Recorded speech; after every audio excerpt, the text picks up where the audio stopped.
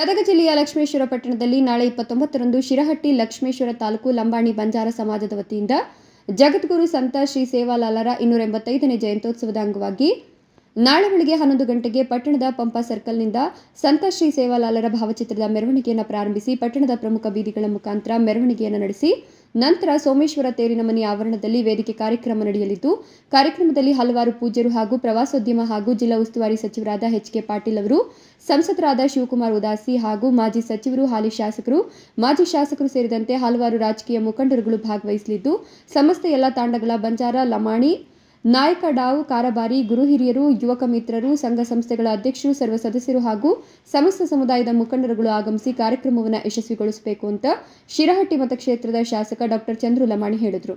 ಇಂದು ಲಕ್ಷ್ಮೇಶ್ವರ ಪಟ್ಟಣದ ಪ್ರವಾಸಿ ಮಂದಿರದಲ್ಲಿ ಪತ್ರಿಕಾಗೋಷ್ಠಿ ನಡೆಸಿ ಅವರು ಮಾಹಿತಿಯನ್ನು ಕೊಟ್ಟರು. ಈ ಸಮಯದಲ್ಲಿ ಲಂಬಾಣಿ, ಬಂಜಾರ ಸಮುದಾಯದ ಮುಖಂಡರುಗಳು, ಯುವಕರುಗಳು ಹಾಜರಿದ್ದರು. ಕ್ಯಾಮರಾಮನ್ ರಾಜು ಸೂರಣಗಿ ಜೊತೆ ವೀರಣ್ಣ ಹಡಪದ, NKS TV4 ಲಕ್ಷ್ಮೇಶ್ವರ. ಒಂದು ಜಯಂತ್ಯೋತ್ಸವ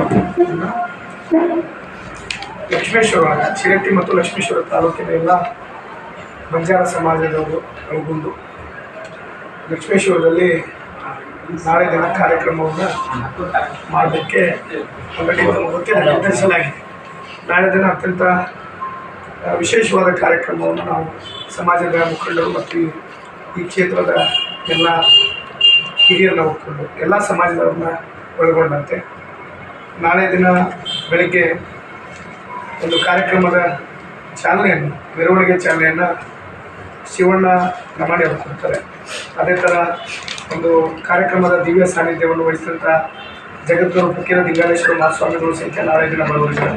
ಅದರ ಜೊತೆಯಲ್ಲಿ ಪರಮ ಪೂಜ್ಯ ಜಗದ್ಗುರು ಸಿದ್ಧಲಿಂಗ ಶ್ರೀಗಳು ಲಿಂಗಸೂರ ಮಠದವರು ಬರ್ತಿದ್ದಾರೆ. ಅದೇ ಥರ ನಮ್ಮ ಸಮಾಜದ ಸ್ವಾಮೀಜಿಗಳಾದ ಸರ್ದಾರ್ ಸೇವಾಲಾಲ್ ಮಹಾರಾಜರು, ಸೇವಾಲಾಲ್ ಗುರುಪೀಠ ಚಿತ್ರದುರ್ಗವರು ಸಹಿತ ನಾಳೆ ದಿನ ಕಾರ್ಯಕ್ರಮಕ್ಕೆ ಆಗಮಿಸಿ